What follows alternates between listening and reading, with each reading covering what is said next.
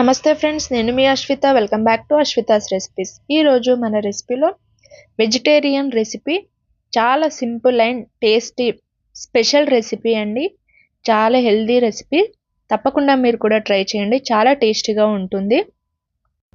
ఉల్లికాడల curry అంటారు కదా, అదే అండి spring onion curry. Super and tasty, చాలా టేస్టీగా ఉంటుంది.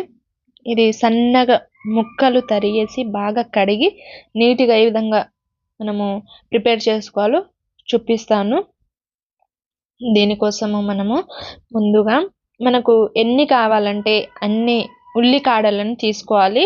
నేనైతే ఒక పెద్ద కాడ తీసుకొని ఈ విధంగా వాష్ చేసుకొని సన్నగా తరిగి రెడీగా పక్కన పెట్టేసుకున్నాను.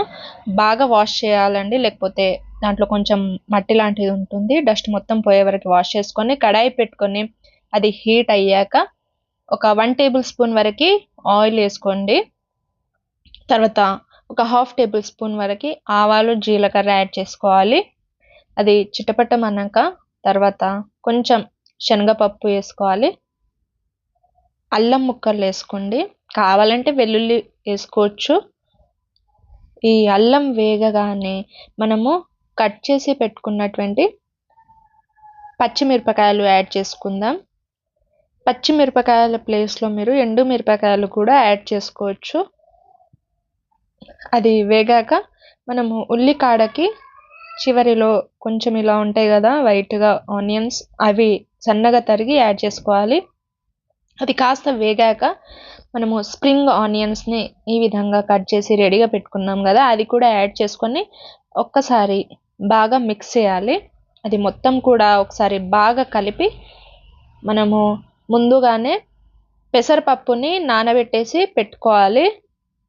ఆ పప్పుని బాగా కడిగి రెడీగా పక్కన పెట్టేసుకోండి. ఈ విధంగా ఆకుకూర అనేది కాస్త మగ్గాక ఇప్పుడు మనము పెసరపప్పుని యాడ్ చేసుకోవాలి. కొంచెం ఒక 3 టేబుల్ స్పూన్స్ వరకు పెసరపప్పుని యాడ్ చేసుకుంటున్నాను. కూర బాగా ఉడికి ఇలా అది కొంచెం నీరు వచ్చి బాగా ఉడికి దగ్గర అయ్యాక ఇప్పుడు మనము దీంట్లో రుచికి తగినంత ఉప్పు వేసుకోవాలి.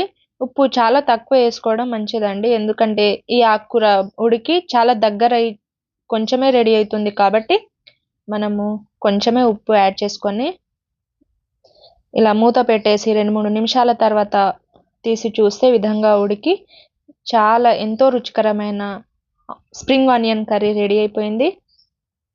చూడండి, తోటకూర పెసరపప్పు లాగా కనబడుతుంది కదా. చాలా ఈజీ అండ్ టేస్టీ రెసిపీ, హెల్త్కి కూడా చాలా మంచిది. ఇది జొన్న రొట్టెలోకి మాత్రం సూపర్ టేస్టీగా ఉంటుంది. మీరు కూడా తప్పకుండా ట్రై చేసి మీ వీడియో నచ్చితే లైక్ చేసి మీ ఫ్రెండ్స్ అండ్ ఫ్యామిలీ మెంబర్స్తో షేర్ చేయండి. Thank you for watching. మరిన్ని రెసిపీస్తో మళ్ళీ